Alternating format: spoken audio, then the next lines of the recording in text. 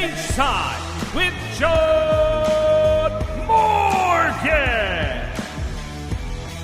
And welcome everybody to another episode of Cageside with John Morgan. I'm your host, Eric McMahon. A little bit of a dead period here in the UFC. Nothing really big going on, but we do have a really cool fight card in Paris. Major implications in a couple weight classes. So we'll dive into that really quick. Raul Rosas Jr. says he's ready for a ranked contender. We're going to dive into that. Is that the smart move in his career? To be determined. Are people sleeping on Khalil Rountree Jr.? We will talk about that, but the answer to that is yes. We'll get into it. But I want to start with chaos at Cage Fury this past weekend to help break it all down. Let's bring in the man. He was there. He was on the call. John Morgan. Follow him on X, John Morgan _MMA. What up, my brother? What's going on, man? Yeah, it was a rare, Saturday with no UFC event. So that led us to a Saturday evening show in Tampa, Florida. We don't normally go on Fight Pass against the UFC. Obviously, doesn't make a lot of sense. So we do a lot of Fridays, and we're actually doing Friday this week. But we got a Saturday night one, and it was a great fight, man. If you have not seen the fight itself, go back and check out CFFC 135. You can watch the replay on Fight Pass. But the main event, it was a cool matchup on paper, right? You had this guy, Joey Ruquet, biggest fight of his career. He's been around for a while, had some setbacks, but really feels like he has his life in order and his dedication. And, he hadn't fought in a long time, but he was saying going in like, hey, man, it's time for me to get rewarded in light for what I've done in the dark. I mean, just a beautiful story, right? But then you had Hussein Shakayev, this undefeated Russian import, 12-0, fighting for ACA, ACB. Odds makers had him as like a minus 1,600 favorite, right? I mean, this dude is supposed to win no matter what. And they come out and they have a really, really competitive fight, right? Like it's very, very competitive. And the way we do title fights, as you know, because you've done some in CFFC, is they're 4-round fights. And then if they're tied 2-2 in 4 rounds, we go to a fifth. Well, one judge had it 2-2. The other 2 judges had it 3-1. So we didn't go to that 5th round. Joey Ruquet is given this incredible upset win. I mean, one of the biggest upsets we've ever had. And the Shakayev camp didn't like it very much. They did not agree with the decision. It would seem. Yeah, we don't. I don't speak a lot of Russian, but given the physical actions that took place, I don't believe they agreed with the decision. They tried to snatch the belt. They tried to, there was some chaos going on. There were some strikes that were thrown and some pushing and some shoving. And fortunately, CFFC officials, the security there, the commission. They got things under control rather quickly, and we de-escalated the situation. And no serious harm, no foul, but it was a little bit chaotic for a second. And I was like, man, Andrew Glenn was the referee. He was in there, and I don't know Andrew Glenn's training background. I like the guy a lot. He's a fine official, but I was thinking to myself, boy, sure do wish Eric McMahon was right here. That'd be one extra Brazilian Jiu-Jitsu black belt in here should things go south very quickly. So yeah, it was a little bit of chaos. Fortunately, things got under control pretty quickly, and nothing escalated too badly. But for a moment, man, it's just, when there's a lot of people in a very small area, you don't really know what to look for. Somebody's trying to grab the mic out of my hand, and I had to take it back. When a few live rounds start being thrown, So here's, because, we talked about this, right? And we say, I have the background in fighting and this and help control the situation. But then there's a slippery slope to be had as a referee in a situation like that. And I'll explain why. Jurisdictionally, right, it's, for lack of a better term, it's bell to bell, right? Right. Where you're the sole arbiter, bell to bell. If we want to break it down a little bit it's when the inspectors leave the cage at the start of the contest. That's when your jurisdiction starts, to when they return at the end of the contest. So at the end of the final bell. So if melee starts breaking out at that point, whether pre or post, when it's non-jurisdictional, really then you're just operating as maybe a goodwill ambassador, but there are people in place for things of that nature, right? And the inspectors, right? The inspectors are arbiters of that type of stuff. Now, by and large, the inspectors aren't versed in, I guess, hand-to-hand combat like most referees are. But when you're when I'm all in, when my jurisdiction, when I'm the arbiter, I'm the arbiter. My rule is the law. When it's not, there's a slippery slope at that point. You know what I mean? That's really interesting. So, I mean, listen, the way you're speaking on this, this is something that has definitely been addressed with you in training over the years. Was it in John McCarthy's course or elsewhere? I mean, have you had specific verbiage and training about this? Because I wouldn't even think about that. It's kind of one of those situations that, like, I wouldn't think to make sure that the referee knows what to do in this situation because it doesn't happen very often. But is it something that you've actually been instructed or advised in? Not officially, right? So It's not something, but officially saying your role is when the inspectors leave to when the inspectors come back, right? And so the inspectors and the commission, I'm at the behest of the commission. My duty is only in this capacity from point A to point B. Everything outside of that is not mine. So let's take an example. Herb Dean, we were both at the event. I think I was working that fight, Carter. I may have been shadowing. Remember, it was a main event of fight, and he illegally kicked the fighter. I forgot who it was. Delice. I think it was Delice, right? Oh, okay. Illegally kicked the guy in the head. Then he started his opponent in the coach. Remember, they started going after it, and Delice was trying to get after him. Like Chris Curtis was yelling at him, I believe, from the outside. Yes, Curtis. Yes. Yep. And Herb then had to physically intervene at that point, being like, if you go after him again in this dead period, I will disqualify you, right? So that's Herb as the sole arbiter of the contest, interjecting himself, albeit physically, he had to physically interject himself to remove, I think it was Delice, right? And bring him to a neutral corner. Says, you look this way, don't even look at him. Again, you look at him again, I will disqualify you, this, that, and the other. That's the example of when he is the sole arbiter of the contest. When the contest is over, man, you have zero jurisdiction at that point. Zero. That's interesting. And by the way, I think that fight was Nassourdine Imavov, which actually ties into this week, and that was all the controversy. So we'll talk about that. That's interesting. So from your point of view, what would you? I mean, obviously, again, this thing didn't escalate too bad. It was chaos for a second, but luckily, cooler heads prevailed pretty quickly, and everybody got under control. But are you just basically looking at, it's like you said, honestly, like Good Samaritan? Let me just make sure there's not somebody like on the ground about to get their head kicked in or something like that. And that's all I'm really looking out for is what would I do if I was in the same situation on the streets of Memphis, and I see something unfolding? Yeah, I think, so I've been in a couple of situations like this, maybe not to that extent where teams are going after, but there was live rounds that were thrown after a contest. And what I look for is, if you cut off the head of the snake, then, now everybody else cools down. Right. There's usually one agitator that is above and beyond rising the level of his team, right? Or they think they have to get his back. So if I were in that situation, that's who I would have looked to first. And being that if I was the referee, I would think that I would have the backing of, especially the Florida State Athletic Commission, which is a very strong commission, right? Yep.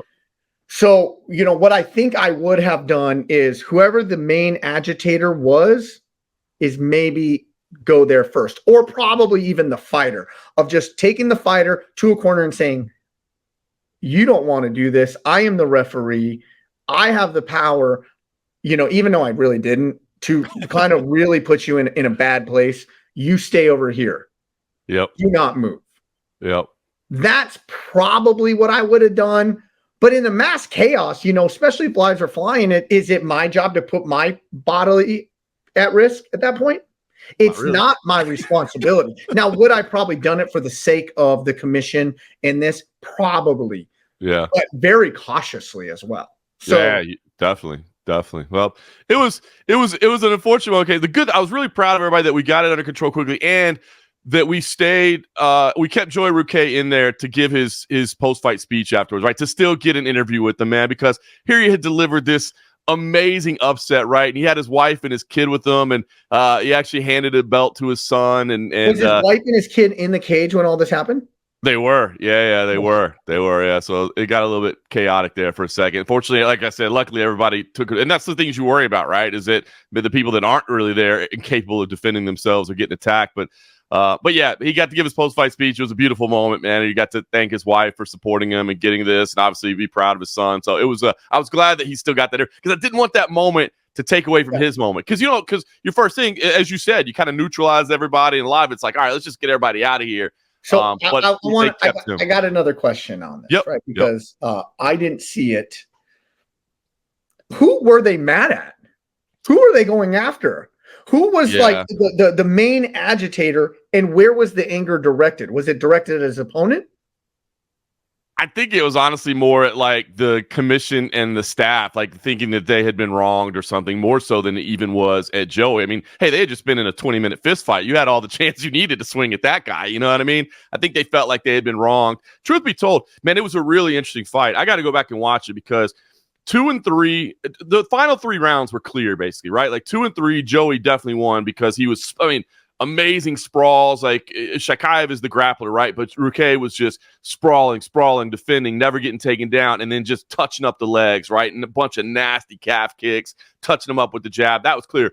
4th round, Shakayev finally gets the takedown, nearly hits a Suluev stretch in there, which would have been an incredible finish. Has some really nice moments in there. It's clear he won that round.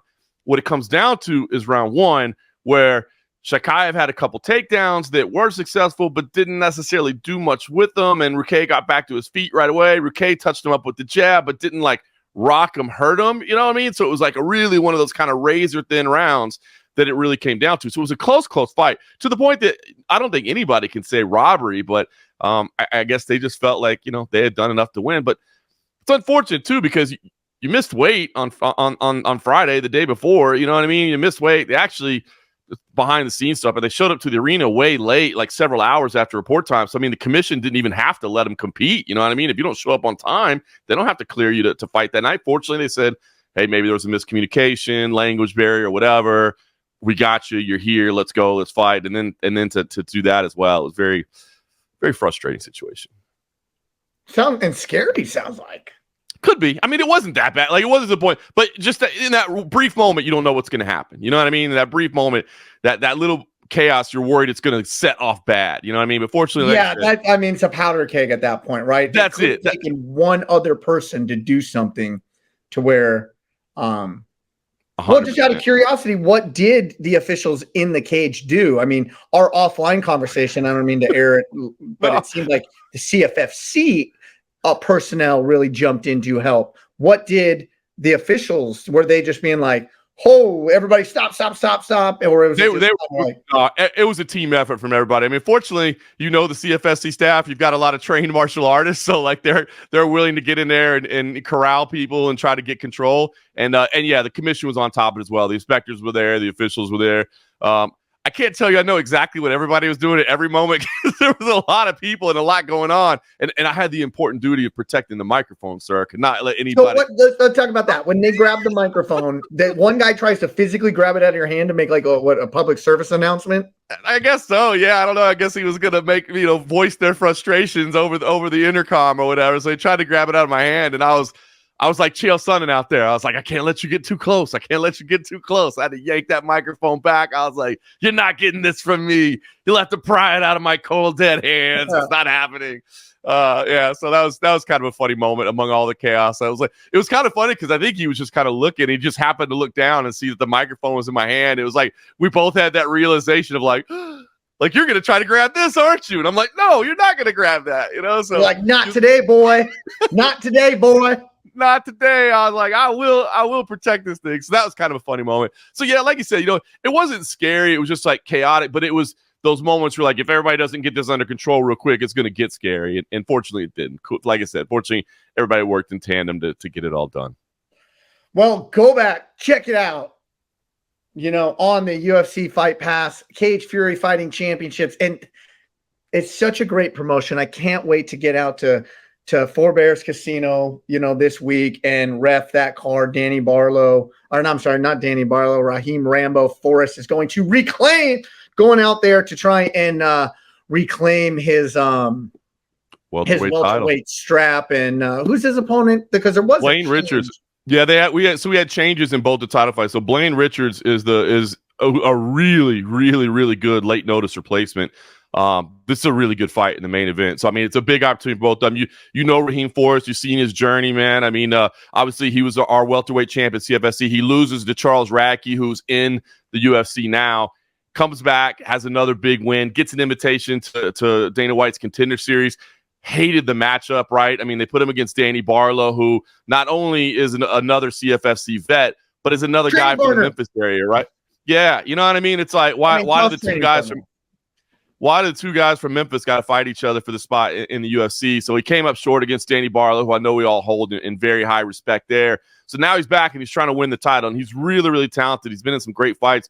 Blaine Richards steps in on 12 days notice. Blaine's on like a 5-fight win streak right now. I mean, this is the biggest opportunity of his career. I saw him post on social media is like, if you want to be a gangster, you got to do gangster shit. You know what I mean? It's like, this is it, stepping up on a title fight. So love that. And then co-main event as well, Bilal Hassan, 23 years old, undefeated, 4-0 in the CFFC with 3 knockouts as a flyweight. I mean, a highlight reel knockout machine at flyweight. Plus, he's got personality. He's great on the mic. Same thing. He actually had an opponent fall out as well, and a kid from Mexico, Jose Leon, stepped up. And I mean, this is a dude that is, had some mixed results in his career thus far, but has done nothing but fight the hardest dudes out there. And he's like, this is, same thing. It's like, man, if you really want to, there's no reward with no risk. So he steps up on short notice. So 2 really nice title fights in the main event. And Four Bears Casino, man, it's cool. North Dakota, it's remote out there, man. It's so cool to see out there. It's absolutely gorgeous. But this venue is incredibly nice. Four Bears Casino, the people there are super cool. So, yeah, that'll be on Friday night. Looking forward to it. I know, like I said, you're going to be out there working as well. So, looking forward to this weekend. I was telling my mother-in-law yesterday, I can't wait to get out there and just go for a walk. Dude, it's so beautiful out there. I mean, just absolutely gorgeous. Just the countryside, man. The river runs right by it. You know what I mean? And it's gorgeous out there, man. The fresh air, up at night. You look out at night and see, millions of stars out there. You know what I mean? You didn't even know there were that many because you live in the city. Like, it's a gorgeous place out there. So I'm really looking forward to it. And we got some great fights. Yeah. Now, looking ahead, a lot of times your play-by-play co-host, who you really probably could have leaned on this past weekend, who wasn't there because he is fighting this Saturday. Your boy, Money Moicano, is fighting BSD Benoit Saint Denis in a lightweight affair in Paris, France, from the Core Arena. And this is a fight that is very, very intriguing for me. Don't let the 11-12, the 11th ranked Moicano and Money, and then the 12th ranked BSD, don't let those rankings fool you. I mean, we just saw what BSD and how he gave Dustin Poirier everything he wanted, right? And we praised Poirier for taking on this savage upcomer. So don't let these rankings fool you about how good this fight really can be. But it's very intriguing to me because, Money, he needs to get this fight to the ground, right? Let's just be honest. I agree. But BSD ain't no chump there. He is unbelievable on the ground. So as a black belt and a grappler myself, I'm getting hands on my hands and knees, praying to sweet baby Jesus. Let this fight be contested on the ground because this is what I want to see. I want to see these two high-level grapplers. I want to see the transitions. I want to see if one can control the other. I want to see all of it. I'm excited for this fight. It's funny. I've always been a fan of Renato Moicano just as a fighter and as a person. He's just a good dude. And then I got to work with him a couple times, and he is hilarious, man. He has had some great moments, and he's super knowledgeable as well. I mean, just the way he's a fight fan. There's some fighters that don't watch a lot of fights. He watches everything. He breaks it all down. He knows everybody on the roster. He's awesome. So look, I'm going to be biased. I'm going to be cheering for him. I mean, when I work with somebody that closely, you get somebody like, obviously you want to see them do good. But that does not mean that I am not fully aware of just how good Benoit Saint Denis is and how scary he is. You know what I mean? And as you said, the rankings, when you look at the lightweight division is the deepest in the UFC, and it has been for years. I mean, you got 100 guys on the roster in the lightweight division. So to make it up to that level, I mean, you've got to have some accomplishments. Should note, by the way, we'll be talking to Renato Moicano tomorrow for Grind City Media, so we'll be catching up with him from Paris, so you can check that out here on the Grind City Media Network. But yeah, I'm excited for this one. I do think, like you said, I mean, Renato Moicano, man, you look at how good he is and how durable he is. I mean, that Jalen Turner fight, I mean, he had to take a licking in there before he was able to win that fight. And I mean, well, and he made him pay for trying to look cool with the knockout or with the walk-off. I mean, he made him pay for that. He absolutely will. And so, you need somebody that's durable against Benoit Saint Denis, right? Because we saw how just, I mean, we've seen what a monster he is. And so, Renato is durable like that. But I mean, you never want to go into a fight being like, hey, well, we know we got a good chin, so we'll take his best shot, and that's our plan. Like, no, you're going to want to try to avoid that. And I do believe, as you said, man, the best opportunity for him is on the ground. But Benoit Saint Denis is no trump there. It's not like we're just saying, well, here's a dude that, all he can do is strike, and if you can just get him off his feet, it's over at that point. No, the challenge has just begun, but I do believe that'll be the best place for this to take place. So I'm excited for this one. I'm excited for this. And it may not determine a number one contender or a title fight or anything like that, but stylistically, it just looks like it's going to be fun. It's over in Paris, so Moicano has to go into enemy territory. And we've seen those crowds over there, man. The crowds over there are passionate, man. That's one of the big growing fan bases right now. That's one of the hot spots of MMA right now is France. So this should be a lot of fun. And it's on early, so you get to watch it on Saturday afternoon. I love those European fights that are prime time over there and live here in the United States. We will be traveling. I will have it. I believe we are taking a vehicle back to the airport at the same time, so you can ensure that vehicle will have the UFC pulled up, and we'll be watching it in the car on the way. I think I'm with you on that. You're going back out through Bismarck, right? Correct. Yes, sir. Yeah, me too. So I think we have like a 2-hour drive to Bismarck from Four Bears, maybe even a little bit longer. So we'll make sure we got the iPad pulled up or the computer or something. We'll be watching some fights on the way. We'll let somebody else drive. Yeah. Now everybody knows that money is money on the ground, right? But BSD, let's just 9 of his 13 wins have come via submission. Mm-hmm. He's a stud there. Like, he just really is. He really is, and he's got some arm triangle chokes, some rear naked chokes. He's got a couple. It's not like he's got that just one go-to move that he gets you with. There's some grapplers that just have that one thing you got to watch out for. And as long as you know their go-to, I'm sure there's guys in the gym you roll with all the time. You're like, as long as I don't let him catch me with this, like, I'm good. I know I can beat him. He's not that guy. He's got a lot of things available to him. I do think it's more of a power base. I mean, he is a strong, powerful dude, and I think a lot of it's kind of a power based game, whereas Moicano is a little bit more slick and maybe a little bit more technical, a little bit more creative. But yes, it's not as if this fight hits the floor and he's a fish out of water and Moicano just absolutely wins there. I mean, look, there's a reason that Benoit is the very significant favorite in here. I mean, like minus 275, minus 280 around there. That's not. I got minus 278 right here on the UFC site. There you go. I mean, Moicano's a dog for a reason here, but Moicano got that dog in him as the underdog. You know what I'm saying? So should be a heck of a scrap, man. I think it's gonna be fun. Yeah. Now let's not forget that we're saying Moicano. He has 10 submission victories on his record, 19 wins, 8 decisions, only 1 KO, but 10 of his finishes are submissions. That's why I'm like, and it was almost that way with, T-City and Lopez. I was like, please go to the ground. Right. And just please stay on the ground. That's how I really hope this fight goes, because with guys this high level, it's not going to be a lay and pray type grappling fight if it does get down there. And that's why I'm just like, please, please, please stay there. Because I think there is a significant power advantage on the feet for BSD. Well, I mean, just the easiest way to look at it is, I mean, Moicano spent a very significant part of his career in the featherweight division, right? Now that cut became too much for him, and lightweight is better off for him overall.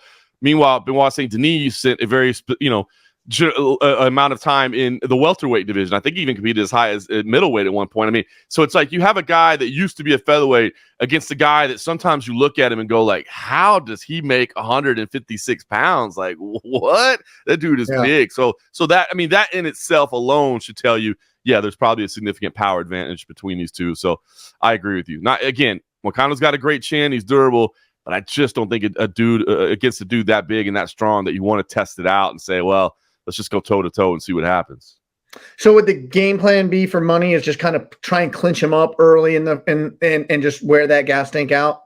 I think so. I think, you know what I mean? Like, it's a headliner, so you got time on your side, right? And you know, you can work that over time. So I think so. Clinch it, drag it, create these transitions, whatever it is, and just try to wear him out a little bit because again, he's a big, strong guy. And you kind of worry about cardio issues, and we saw maybe some cardio issues last time out.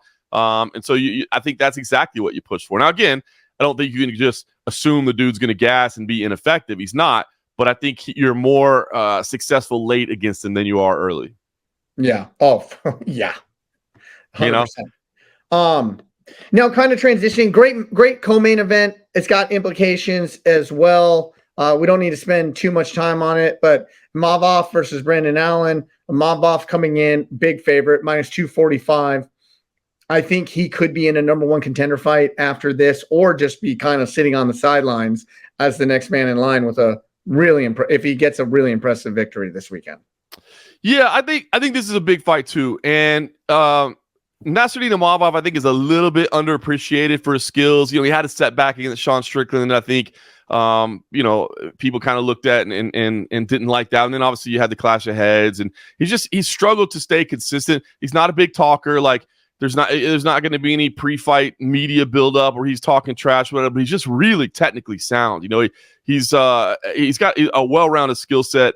Originally from Dagestan, but then, you know, lives in France now and represents that nation, but he's got some great skills. Meanwhile, Brendan Allen, now you're talking about a guy that has, I mean, it's insane. 24-5 as a career record is unbelievable, but he just always seems to be like outside of the big fights, right? He hasn't had that opportunity to really get the big fight. But you look at the wins, I mean, Chris Curtis, Paul Craig, Bruno Silva, Andre Muniz, which that was when Andre Muniz was like, this is the next guy, you know what I mean? So it's like, he's had some big wins, but not the biggest. This is the biggest opportunity of Brendan Allen's career, and he's been begging for it. He's been asking for it. He's been wanting moments like this. This is a big, big opportunity for him to kind of finally, after all that time, kind of break into the top tier of the division. But Nassourdine Imavov is an absolute stud. So I'm looking forward to this fight too. I think stylistically they match up real well. You talk about two guys who could go out there and have a very entertaining grappling session. They could definitely do it.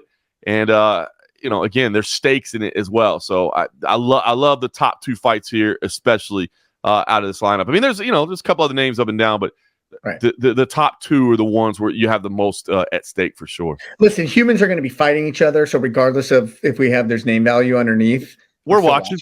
We're watching. You got highly trained athletes competing in mixed martial arts. Like, yeah, we're watching. And again, the atmosphere will be electric, man. That France crowd over there, man, they've been doing a great job, whether it be, you know, Bellator, PFL, or the UFC that goes there, man. They show up and show out. They're electric. So I think it'll be a fantastic atmosphere. And yeah, we'll be watching all of it. And so we'll be watching some of it in the car on the way to Bismarck. Yeah. Now, Imavov coming off his last victory was against Jared Cannonier. That controversial stoppage, you know, clearly in control of the fight against Jared Cannonier. But with that being said, looking forward to it. Now let's just jump ahead and backwards, I guess, because just a couple weeks ago at the Sphere, Raul Rosas Jr.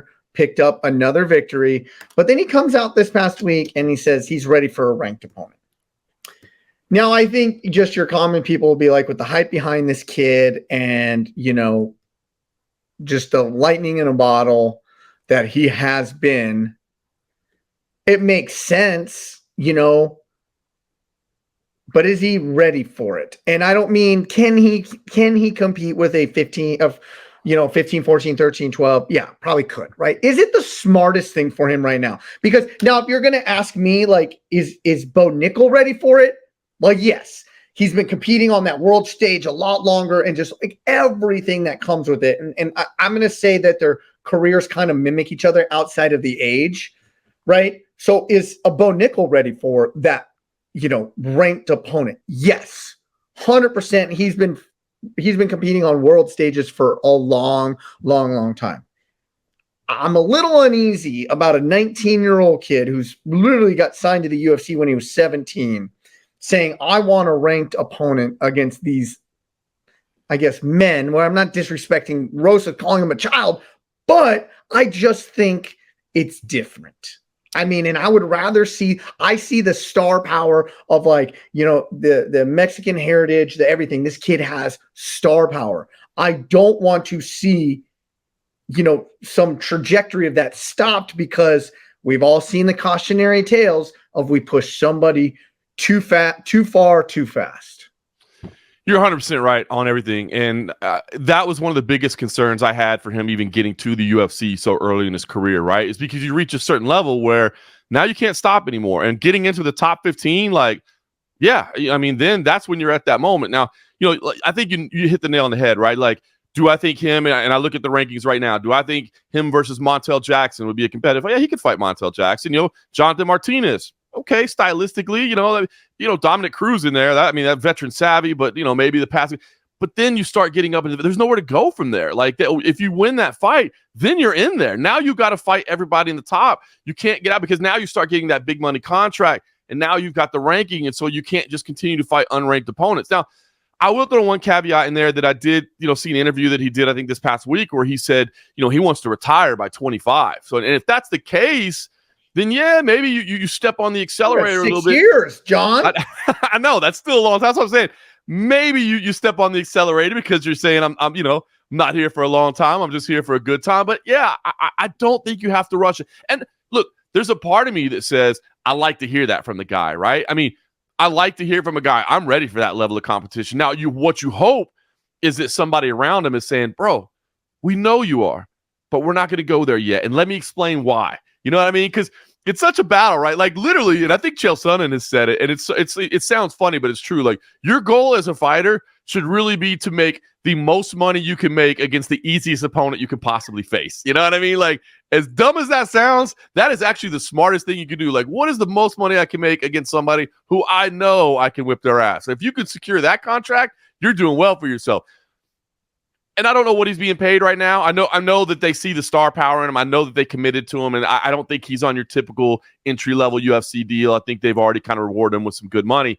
But, man, you start getting to that level, and there's no going back. And at just 19 years old, and I think that's the key part, you're still developing physically as a man at 19 years old. Not to say that you don't have great technique, not to say that your skills. I mean, we've seen phenoms, right? We've seen guys that, for whatever reason, they're like some wizard chess master with grappling in their head, where they just compute things on a different level and faster. And he seems to be that kind of guy. But you still haven't fully matured as a man at that point physically. So it scares me a little bit. So long-winded answer, I know, but what I say is I respect him for saying that. So, like, I can see some people reading that and just being like, oh, well, this idiot, what's he talking about? No, I think he has the skill levels to be there. And I like the mindset to say that you want that challenge. But I'll be honest with you, I'd say slow down a little bit, man, because once you're in there, there's no going back. Yeah, and so I preference that with saying, you know, can he compete at 15, 14, 13, 12? Yes, right? But let's say, you know, let's say he fights a 15th ranked opponent and looks great, which I have no doubt that he would, okay? You don't go then to 14, then to 13, you know, then there's these exponential jumps. I mean, BSD just jumped from 12 to freaking 1 against Dustin Poirier in one fight because he looked impressive and the hype train was behind him. And they're going to say, hey, let's see where we're at. I just don't want something to do with the long-term trajectory of somebody that's got charisma for days, you know, that it has the hype train behind them and the skill for that matter. But, you know, we've seen it. We've seen that tale happen before, and I don't want to happen to and I don't say this to put the kid down, but I was 19 once. I thought I knew everything. You know, I thought, man. I mean, listen, no joke. I got into a bar fight at 19. I got my leg broke, right? I got jumped in a bar, right? Because I thought I knew everything. I thought I was tough. I thought I was with some buddies, and things just went south, right? But it was just because there's this bulletproof confidence that you have at that age to maybe not see the finish line, but you see the immediate, you know, maybe kids in the social media now. I want the satisfaction now rather than the long-term play. You know what I mean? I just caution and I'm worried about that. I do. I think your concern is spot on. And again, it's the reason I had that concern from the beginning. I mean, I guess he does turn 20 in a couple of weeks, but I mean that doesn't. Oh, he'll be 20 when the fight if he ranks some. Yeah. So it's okay then. Throw him to the wolves. It sounds a little different at 20 than 19, but it's not really that much different. I think he's still got another, give him another year or two to continue to develop. Because again, and I think you laid it out perfectly, right? Montel Jackson. Let's look at Montel Jackson, number 15. Can he compete with Montel Jackson? He absolutely can compete with Montel Jackson. It's not a guaranteed win. It'd be a stylistic clash. We would see, right? But let's say he takes that win. As you said, you don't necessarily then go to 14, 13. So then what do? You go to 10? Do you want to put him up against Jose Aldo? At 20 years old, does he fight Jose Aldo? You know what I mean? You don't want to do that. You know what I mean?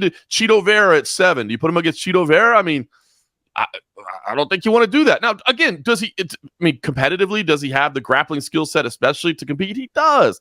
But these are veterans. They're savvy. They've been around. Give them some time. Don't rush it. I appreciate it, but don't rush it. Agreed. We usually share that same mind frame. All right, I gotta go to looking ahead to Poatan versus Khalil Rountree. I'm telling you, I don't understand how everybody is just already talking about what Alex Pereira is going to do next.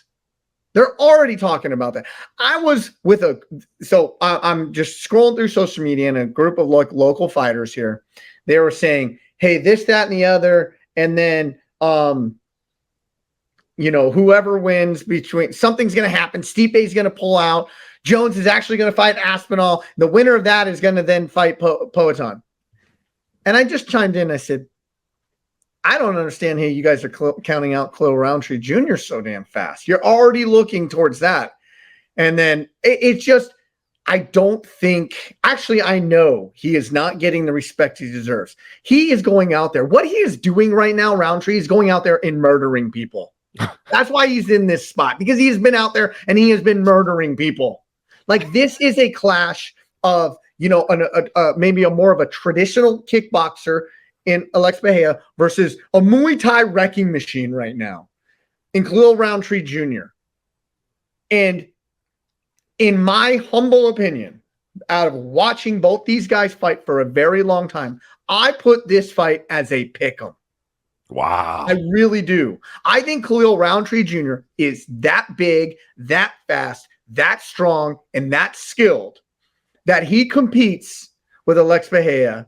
And it's a pick'em, because what I know about this power, when Khalil Rountree Jr. hits you and hits you flush, you go down. Yes. It's hard. Ooh. I am on that sentiment with you entirely. It's weird to hear you say pick 'em, but as I process that in my head, I don't think you're far off. I mean, Khalil Rountree is scary, as you said. The power that he possesses is insane. Like, he only needs to touch you once. And Alex Pereira, look, big, long frame for sure, but he's there to be hit. You know what I mean? It's not like he's so elusive that you just can't find the target. He's a minus 455 favorite to the comeback of plus 350, Khalil Rountree Jr. That is absurd to me. That's too much. And I get it. Maybe does Khalil have, and we talked about this when the fight got booked, right? Like, is he the most deserving contender right now? No, he is absolutely not. Magomed Ankalaev is the deserving number one contender. But guess what? Is he stylistically a hell of a lot more fun? I mean, it's just, the matchup is going to be fun as far as entertainment value goes.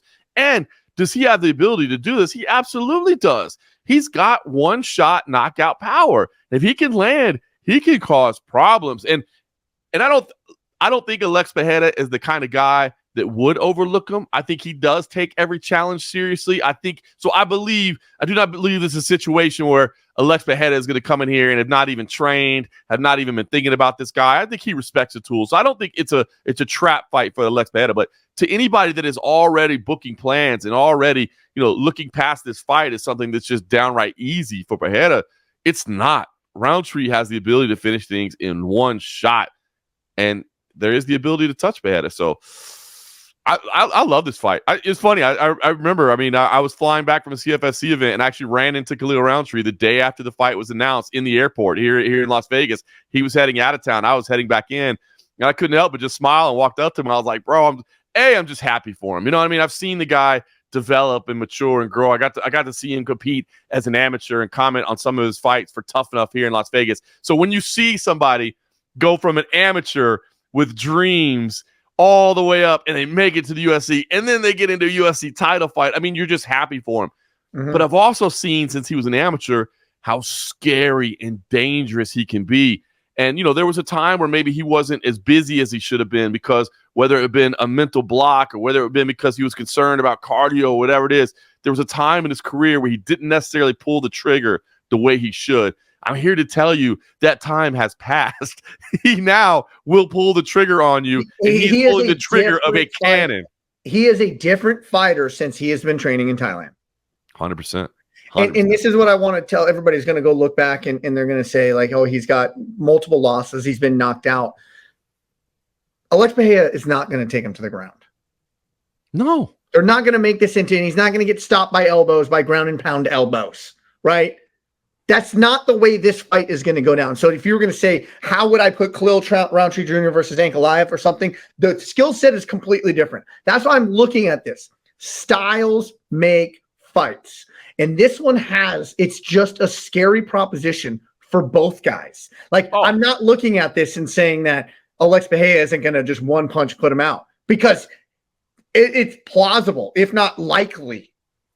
But it's plausible, if not likely, that if given the opportunity and the exchanges happen, that Rountree Jr. can do that to Poatan as well. Because we've seen Izzy do it to him.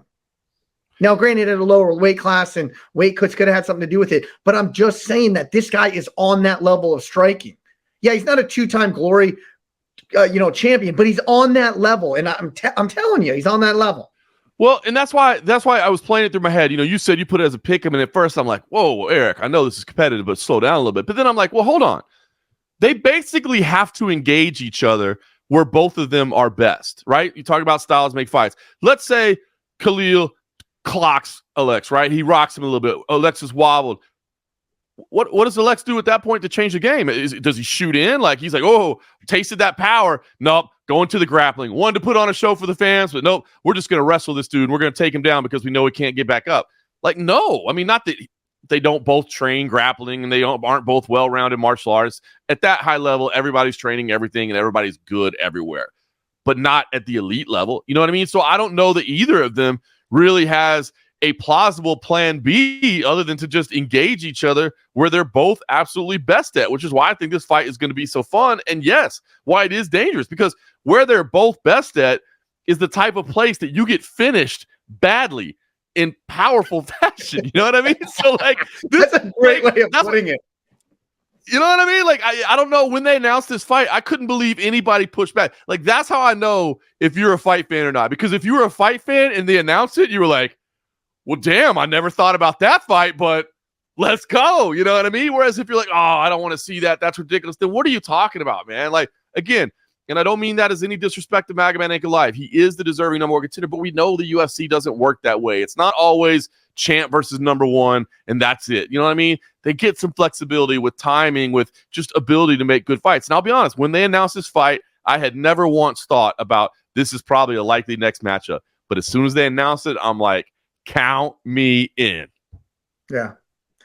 Yeah. And, for all the reasons that there's no grappling in it and both these guys have the power, and this is going to be a hot take here. I don't necessarily even think that Pereira is the more skilled striker.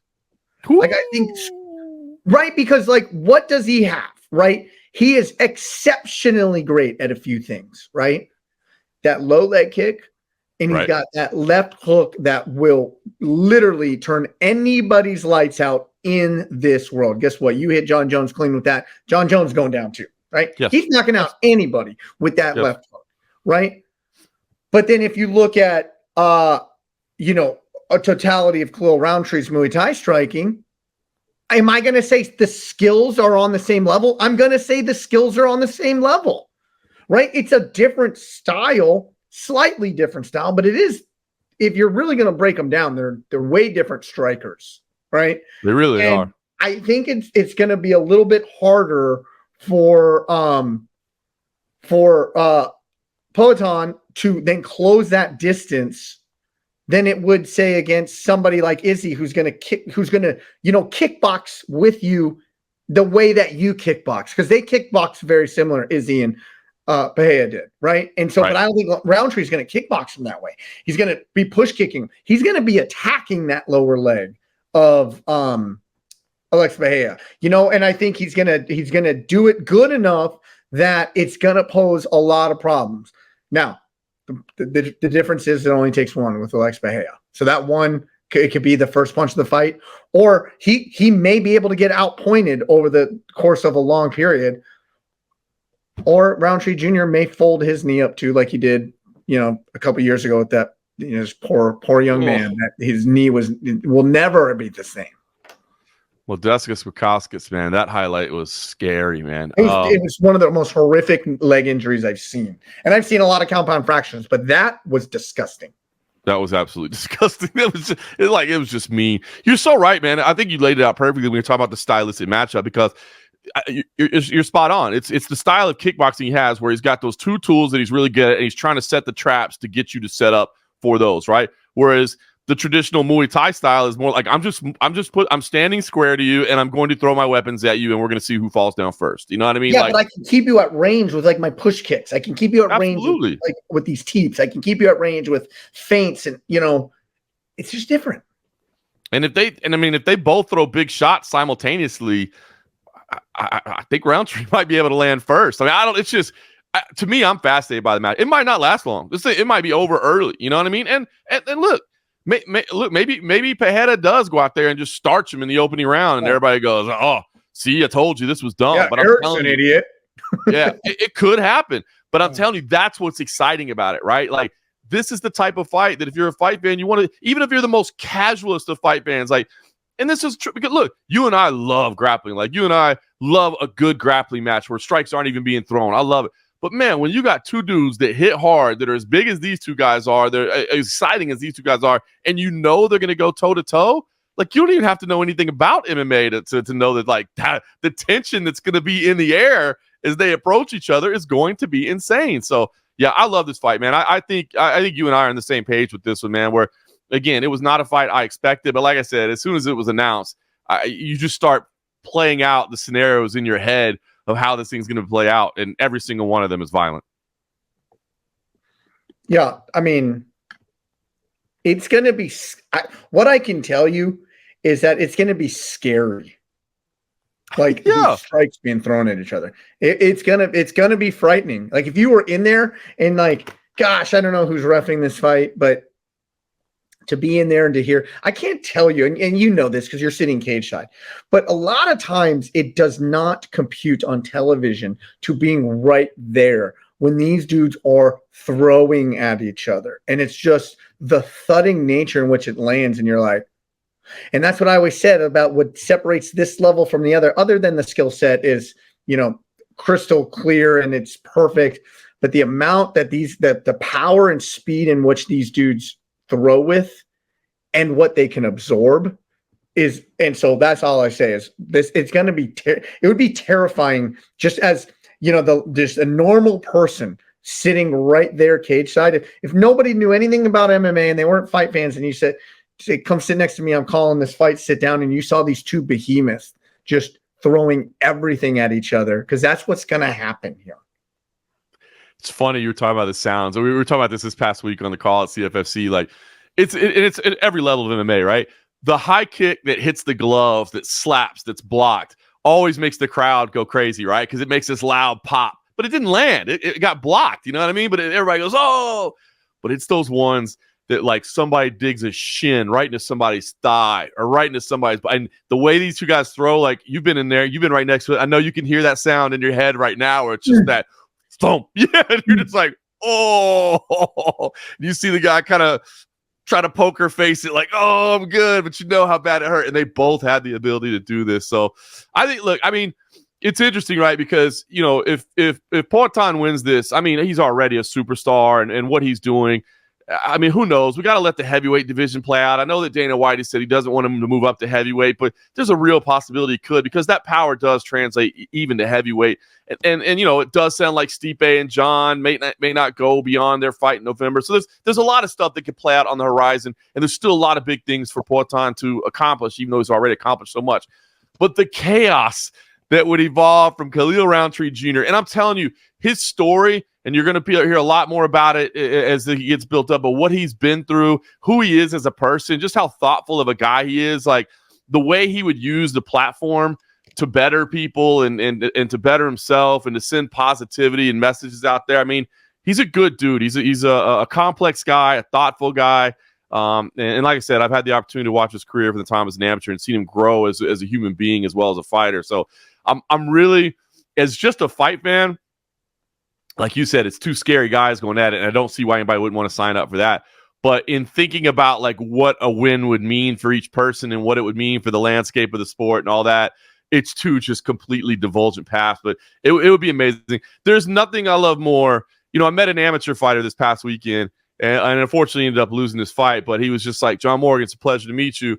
I keep, you're going to be covering my career for a long time. You're going to see me at the UFC. And there's absolutely nothing I love more than that, to watch somebody chase their dreams and not give up on it, no matter how small the chances are, and no matter how many setbacks and hurdles you have along the way. Like for Rountree, you're talking about the losses. And I think a lot of people were like, oh, this guy's just a flash in the pan. Like, he's not really that. And then he just kept putting in the work, kept believing in himself. And here he is with an opportunity to truly change his life. I mean, win or lose, I'm sure the paycheck that he receives is going to be very nice for him. You know what I mean? You headline pay-per-views in title fights, you get nice checks, but you have the ability to really change your life in a moment. And that'll be beautiful, man. That's an awesome thing. All right. Two more quick little things before we get out of here. Yep. Merab Dvalishvili, there's starting to be a little bit of chatter saying that he's ducking Nurmagomedov. Because he's calling out right now Deiveson Figueiredo. A lot of people have said, I haven't necessarily seen this, but I've heard this through multiple people saying it, that he has already in the past declined fighting Nurmagomedov. And now that he's the champion, I give him the pass on not saying, yeah, I'm taking that fight right now in the cage because he just won the title. I give him that pass now. But then I saw an Aljamain Sterling interview this past week, and Aljamain Sterling is saying, well, Figueiredo's the former champ, he's got the better resume, so that's who he wants. And Dvalishvili, Merab should be able to call his shot. He should be in the driver's seat to be able to call it. Is there a history? Is there a history between Merab and Usman Nurmagomedov? And if there is, what is it? And then two, has there been a decline in that fight in the past? And if there has, is there a decline in not wanting to fight him in the future? Or are we just making way too big of a deal about this?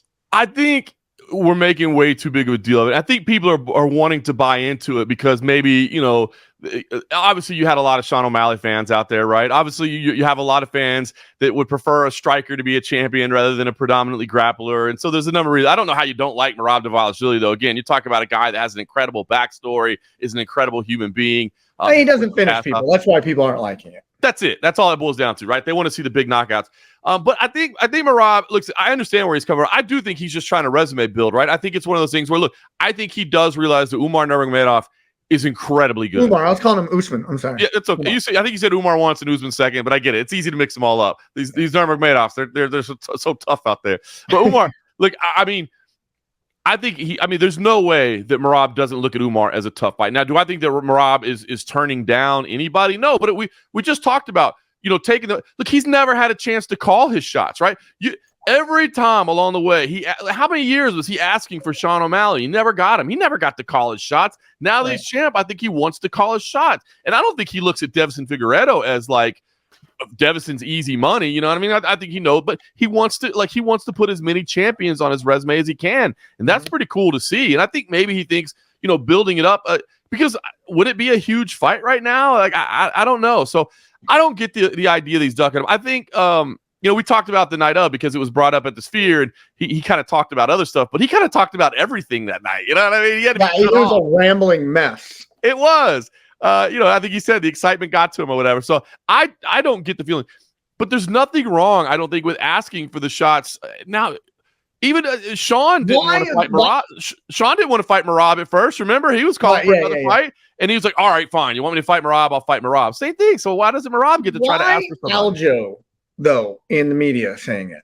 Why Aljo? That's the only thing that got me a little bit. Is like Aljo. I don't get that part. Well, and it's his best friend. Is it his place or isn't? Of course, it's his place. It's his best friend. He's doing his bidding. But I think. Not that he's dodging, because Merab Dvalishvili ain't dodging anybody. Let's start there.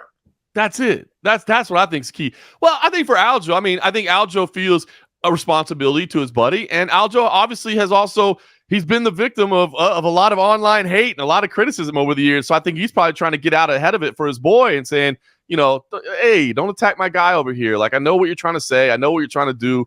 I think I can explain this and verbalize this better maybe than Merab can. Again, second language. Don't forget, he's pretty good in his second language. It's still second language. I think I can verbalize this and explain this better. So he's looking out for his boy. So I didn't have any issues or frustrations with that. I get it. You know what I mean?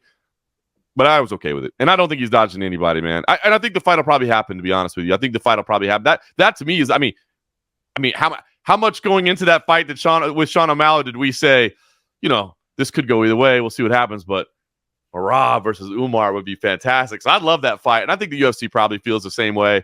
So we'll see how it plays out. But yeah, I think that'll be the fight that ends up happening. But don't hate the guy for asking for something else. Let him call his shots for once. Which one moves the needle more? I know. That's what I was trying to think about too. I don't think that Umar is as established right now. You do have that awfully famous last name. Right. You'd get Habib in there. And he was wearing the khaki pants in the stands, like looking just professional as can be. He's got like style. He looked like a Gap commercial in the stands. Remember that? He did. It was funny, man. Umar Nurmagomedov was like, I was at a Bellator event. Obviously, Usman's the lightweight champ over in Bellator, and I was looking at him one day, and he was kind of dressed the same way. He was just wearing like some slacks and just like a t-shirt, and I was like, man, he just looks like kind of cool, but just like relaxed. Like he's just rolling around like a t-shirt. And then somebody sent me a link to the t-shirt, and it was like a $1,600 t-shirt. And I was like, oh, that's why it looks so cool. My t-shirts don't look that cool. So they got style. So look, would it be big? You would get Habib involved. You would get the Nurmagomedov name. You would have all that. I don't know that people know Umar that well yet. A lot of people doubted him. Now, I think after that last performance he had, a lot of people really said against how good he looked. But one more would probably make it a bigger fight. Figueiredo, but is Figueiredo a big, massive, needle-moving star? No, but he's got the look. He's done a lot of interviews. He has been more out front. I think people know Devison more, to be honest with you. So I think Devison is the bigger fight, but I don't think it's necessarily so much bigger that the UFC has no choice but to go with that. There's certain situations where you're like, it's so like, bro, we just can't either way. I guess where I'm going with this is either way that this fight would probably need to be a co-main event on a bigger card, right? Absolutely, unless it's like a main event on ABC, a title fight like that. Which, man, I haven't seen much of the 2025 schedule yet. But maybe that would make sense. Where we've talked about matchups that those ABC shows over in the Middle East, over in Abu Dhabi and Saudi Arabia. Dvalishvili versus Nurmagomedov in Abu Dhabi. That's probably bigger than versus Figueiredo. So we'll see. But other than that, yeah, if it's a pay-per-view fight, either one, I think it's a co-main event. Yeah. Now, before we wrap up Dana White Contender Series, another CFFC alum on there. Go ahead and tell us about it. Yeah, Bailey Schoenfelder is the headliner. He's the reigning CFFC heavyweight champ. So I'm really looking forward to this matchup that he's got. He is undefeated. He came in and has looked good and got the call very quickly to go to the Contender Series.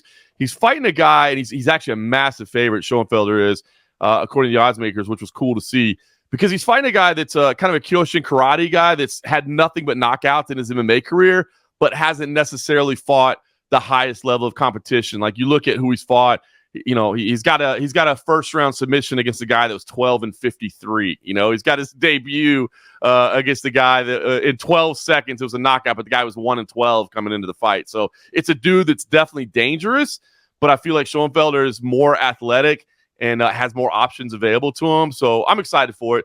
like I said, anytime we get CFFC guys on Contender Series that get opportunities, I was so bummed. Dylan Mantello had a great opportunity for him last week, and just not sure what happened there. It looked like he had the fight won, and then there was a reversal, and he lost. So, Tuesday night, if you want to tune in, the reigning CFFC heavyweight champion will be in the main event, the featured bout of the evening, vying for a UFC contract.